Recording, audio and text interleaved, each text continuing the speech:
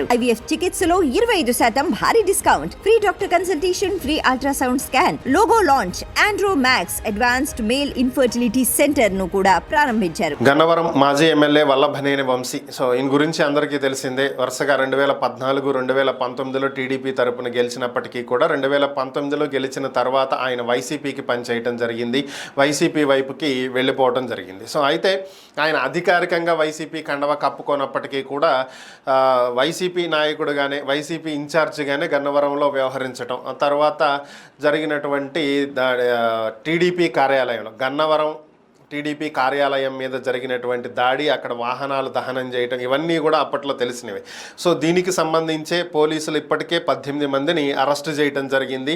అయితే దీంట్లో వల్లభనేని వంశీ నేరుగా పాల్గొననప్పటికీ కూడా కార్యాలయం దాడి సమయంలో ఆయన అక్కడ లేకపోయినా ఆయన ప్రోత్సాహంతో వైసీపీ శ్రేణులు టీడీపీ కార్యాలయం మీద దాడి చేశారు అనేటువంటి ఆరోపణలు అయితే ఆయన ఎదుర్కొంటున్నారు. ఇందుకు గాను ఈ కేసులో ఆయన్ని 71వ నిందితుడిగా పోలీసులు చేర్చడం జరిగింది అప్పట్లో. అయితే అప్పటి నుంచి ఈయనైతే అరెస్ట్ చేయలేదు, ఈయన మీద చర్యలేం కూడా తీసుకోలేదు. వాళ్ళ వంశీ కుటుంబం ఎప్పటి నుంచో హైదరాబాద్లోనే ఉంటున్నారు.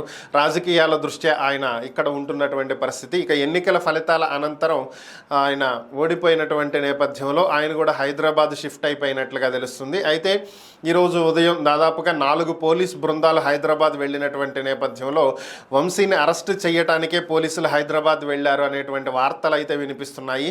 మరి ఒకవేళ ఆయన అరెస్ట్ చేసి తీసుకువస్తారా, లేదా అటు పులివర్తి నాని కేసులో ఏ విధంగా అయితే చెవిరెడ్డి భాస్కర్ రెడ్డి తనయుడు మోహిత్ రెడ్డికి 41A CRPC నోటీసులు ఇచ్చి విడిచిపెట్టినట్లుగా వంశీకి కూడా 41A CRPC నోటీసులు ఇచ్చి వదిలిపెడతారా అనేటువంటివే ఇప్పుడు వస్తున్నటువంటి ప్రశ్నలు. అయితే మరొక పక్క వంశీ అసలు ఇండియాలోనే లేరు, ఆల్రెడీ అమెరికా వెళ్ళిపోయి ఉన్నారనేటువంటి వార్తలు కూడా వస్తున్నాయి. మరి ఓవరాల్గా ఏది నిజం అనేది అయితే తెలియాల్సింది.